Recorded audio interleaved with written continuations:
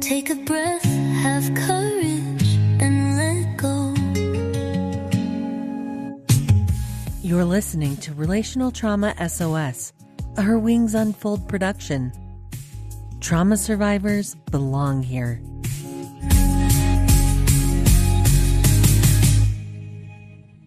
So I fly, past the hurt, past the goodbye, with the wind in my chest and fire in my eyes. I fly,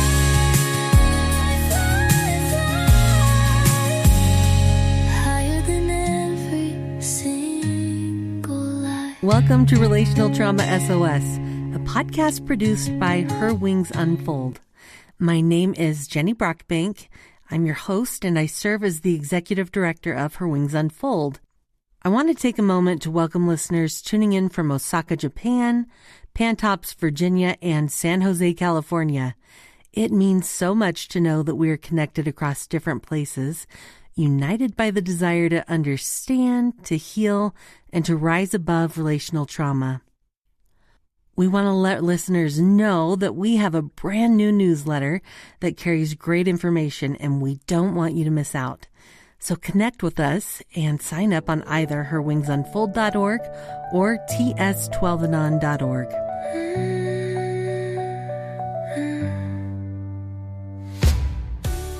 We invite you to participate in the 10 Strong Wings campaign, where we are asking for just $10 to help women who might be in your community heal from another's destructive behaviors. She needs your support, and so do we. Donate at herwingsunfold.org.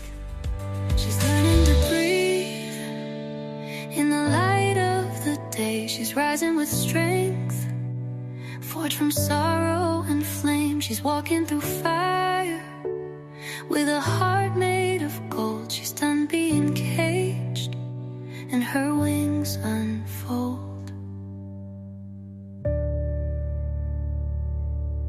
If you're listening to this podcast, you likely know what it's like to live through destructive relationship patterns, and I'm sending so much empathy to those who relate. The same hurtful behaviors appear again and again, almost like a loop that feels impossible to escape. When we're in the middle of those storms, it's hard to understand the patterns that are happening. It's a bit like that famous moment, from the movie Twister when we hear, "We've got cows." Because honestly, who has time to analyze patterns when there are figurative cows flying through the air?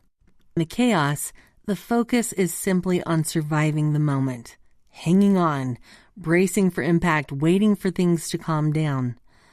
Only later, when the debris begins to settle, does it become possible to look back and notice, wait a second, this storm isn't random. It follows a cycle or a pattern. And that's exactly what we at Her Wings Unfold call the cycle of 4A behavior. I'm going to ask some questions, and each of us can kind of evaluate if we relate to them or not. Will things ever really change? Or maybe, am I asking for too much? Am I just making a bigger deal of this than it is? If I were stronger, could I handle this better? Or maybe, what's wrong with me that I keep ending up here? Or why do I feel both hope and dread at the same time? Or, if I speak up, will anyone believe me? Do I even believe myself?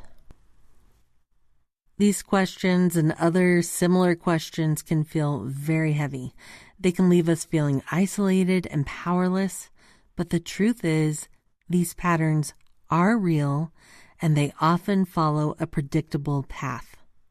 Having these sorts of questions does not mean that we are making a mountain out of a molehill. And it doesn't mean that there's something wrong with us either. Destructive patterns are important to see so that we can make informed choices. So at Her Wings Unfold, we describe this path as the cycle of 4A behavior. And before we move on, I want to pause and say that when sharing the cycle of 4A behavior, people might ask, isn't this just the cycle of abuse with a new name? Or even, why not just call it abuse and leave it at that? And those are fair questions. And the truth is, yes, our model builds on what many already know about cycles of abuse. But here's the difference. Not every survivor relates to the word abuse. Some don't see themselves in that word at all, or it takes a long time to see if they ever do come to that conclusion. For instance, I was recently interviewed on the Happily Even After podcast, and the host mentioned that she hadn't seen herself in an abusive marriage until after her marriage was over. And in my own situation, it took a long time to recognize the abuse and was easier for me to identify it as abuse, unfortunately, after the abuse escalated. Some people might think maybe what happened was abandonment, and maybe it was sexual betrayal, maybe it was the chaos of addiction. Each of those experiences is destructive, and each can leave deep wounds, and yes, each can have elements of abuse in them. But if the only language available is abuse, many people don't feel like their story counts, or they tune it out because they might not see their situation as that severe. And that's why we talk about 4A behavior: abuse, addiction, adultery, and abandonment. It gives space for more people to find themselves in the model. It says, what you experienced matters. What you went through is real. And there was really a power differential that made a difference. Regardless of the label, these are destructive patterns, and recognizing them is so empowering. When the cycle becomes clear, it opens up the door to understanding what's happening and making informed choices about the next steps forward. Another question that sometimes comes up is whether this risks labeling ordinary relationship struggles as destructive. And the answer is no. We're not talking about everyday disagreements or normal conflict that all relationships face. The cycle of 4A behavior is about destructive, repeating patterns that cause harm. The kind that leave people questioning themselves, questioning their worth, feeling unsafe, or wondering if they'll ever be enough. And here's what's hopeful. Once we recognize the cycle, it's easier to see the bigger picture. Instead of blaming ourselves, we can start to name what's happening. And instead of wondering if we're crazy, we can say, this is a pattern, and patterns can be broken.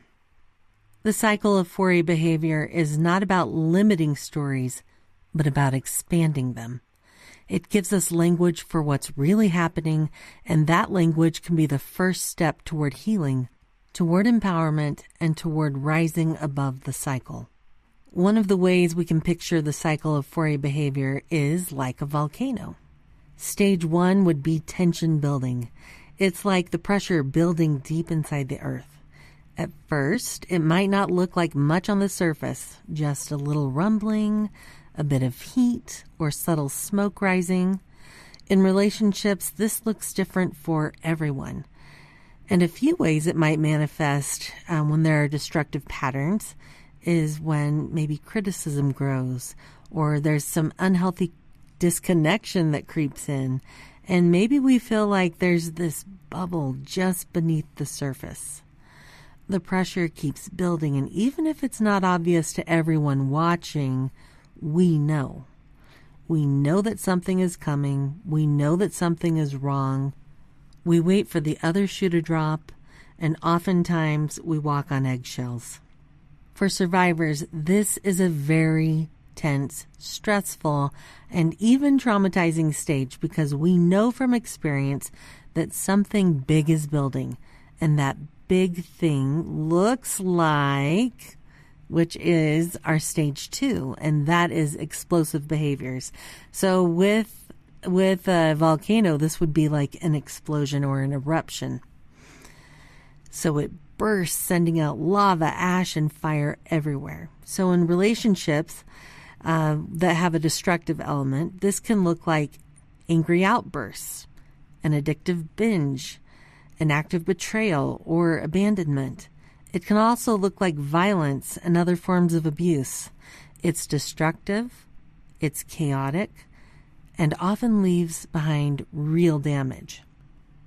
I remember feeling this really huge sense of relief when the explosive thing happened because I knew that what came next was a huge relief. I don't know if you relate with that, but I have heard of some survivors actually kind of pushing people towards that explosion because they knew that what came next was relieving. And next is stage 3, which is a sense of fragile peace. And I say fragile because it's not necessarily prolonged peace, and it's changing, right? So the peace is the quiet after the eruption. The sky clears, the lava cools, and for a while, it almost seems calm again. Maybe there are apologies or gifts or promises or affection, or maybe just silence. But underneath, we know the mountain is still active. Survivors are aware that the pressure is already beginning to build again. That's the repeating cycle. Pressure building, eruption, fragile peace. As you hear this, I want to invite you to pause for a moment and consider, does this pattern feel familiar in any relationship in your life? And if so, where do you see yourself right now? Or where is the pattern right now? Is this in the building tension stage or the explosive moment stage or the fragile calm that follows? Simply noticing where we are in the cycle can be a powerful first step because once we see it, we're not as trapped by it. If this analogy is helpful, we've created a free worksheet for the cycle of 4A behavior on our website. I'll add a link in the show notes, and there's also a blog post about it on herwingsunfold.org. Also, if you're working the TS12 and on program, this activity will be listed on the Step 4 inventories under Stage 2. Those inventories can be found on ts12andon.org. Sometimes living through destructive relationship patterns feels a lot like the movie Groundhog Day. Do you remember that one? Really funny with Bill Murray. He wakes up every morning and it's the exact same day, over and over again. At first, he's completely frustrated, confused, and even hopeless. He tries everything, ignoring it, fighting it, numbing it, but nothing changes. It's only when he starts to recognize the pattern that things shift. He begins to understand, oh, I've been here before. And once he sees the repetition, he's able to make new choices. Little by little, those choices transform the way he experiences the day, and eventually, the cycle breaks. That's what the cycle of 4A behavior is about. The patterns in destructive relationships can feel chaotic and random, but when we step back, we start to notice, wait, I've seen this before. Tension builds, something explodes, and then comes the fragile peace. And then it happens all over again. And here's the hopeful part. Once the cycle is visible, new choices become possible. Awareness doesn't magically fix everything, but it shines a light on what's happening and gives the power to respond differently. So maybe the question for today is, if this is sounding familiar, where do I see myself in the pattern right now? And what small choice might shift the story moving forward? And if it doesn't shift the story, that's okay because we know we're in Groundhog Day and we'll have more opportunities to figure that out. One way that this might manifest is for those who are in a domestic violence situation. And in those situations, it takes somewhere between 7 and 10 times for women to actually leave the person who's abusing them. It takes a while, right? It takes a while for them to figure out, how do I get out of this? I don't know about you, but this can be a really triggering and hard subject. So if you find yourself feeling overwhelmed or heavy today, that's normal. And I can tell, for me, I can use some self-kindness. What about you?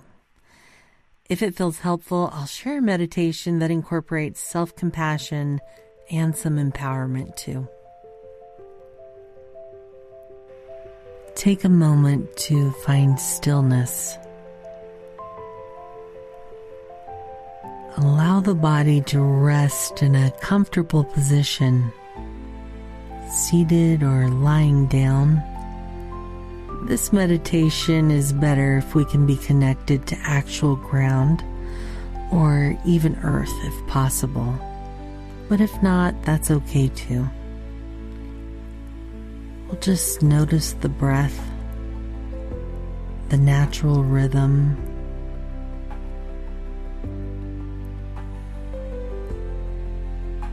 Inhale and exhale.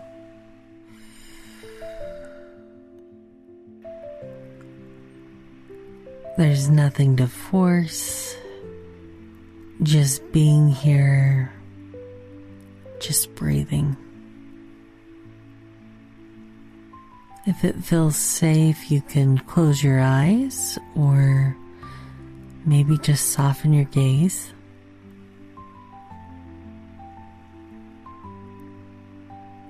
Now bring gentle awareness to the heart.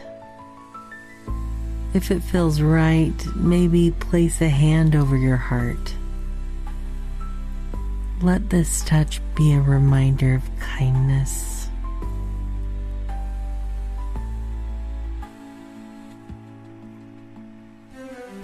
Each of us is invited to whisper inwardly, "I can see that this is hard. What I'm feeling makes sense."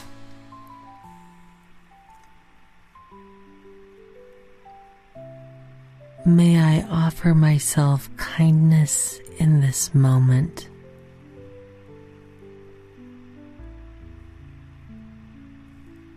Allow compassion to surround the parts of self that feel tired.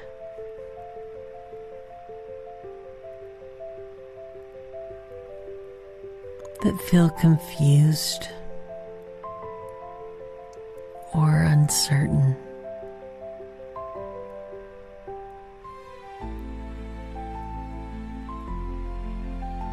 Now imagine a small bird. She's a beautiful bird,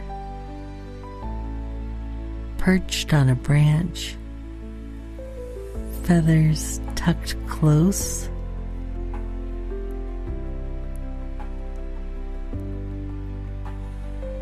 She's been watching, waiting, holding still. At first, her wings stay folded.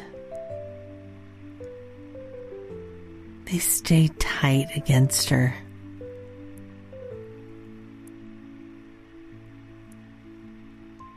As she loosens, maybe they feel heavy or unsure. But little by little, she stretches them open. One breath, one moment at a time.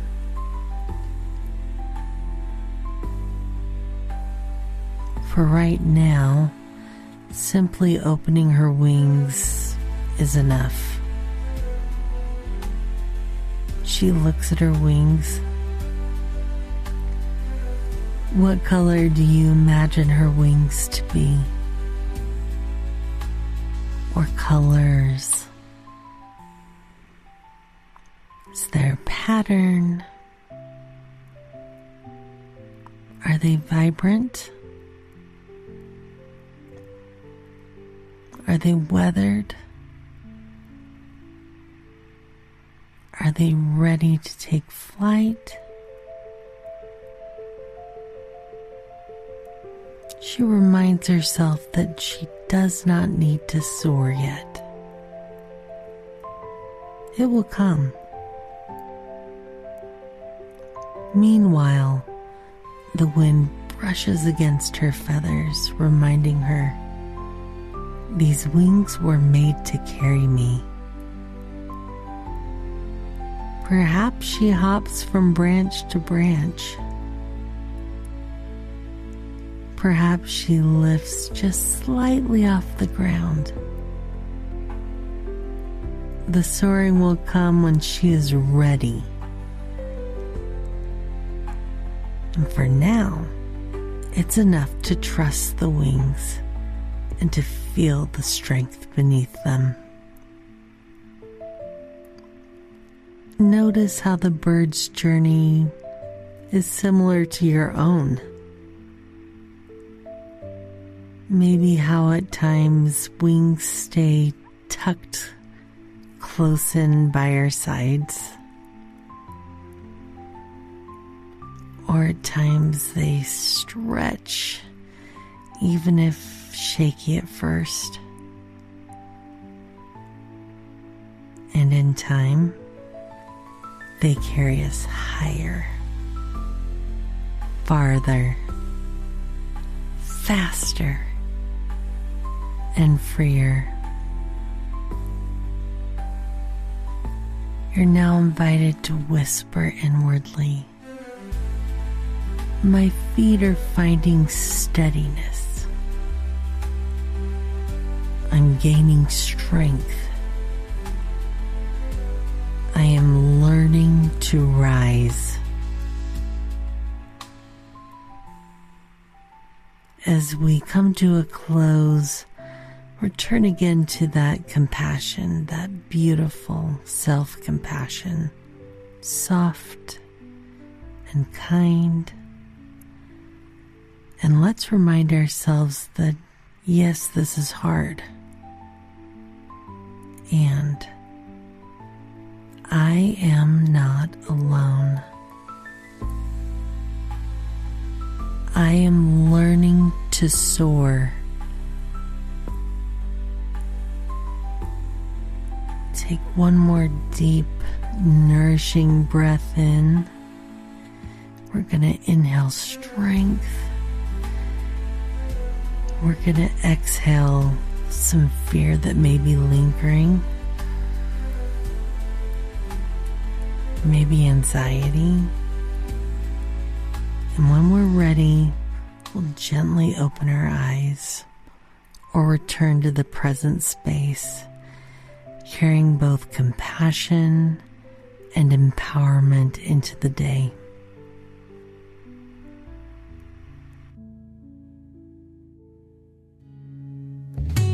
Whispers in the hallway, secrets in the dark.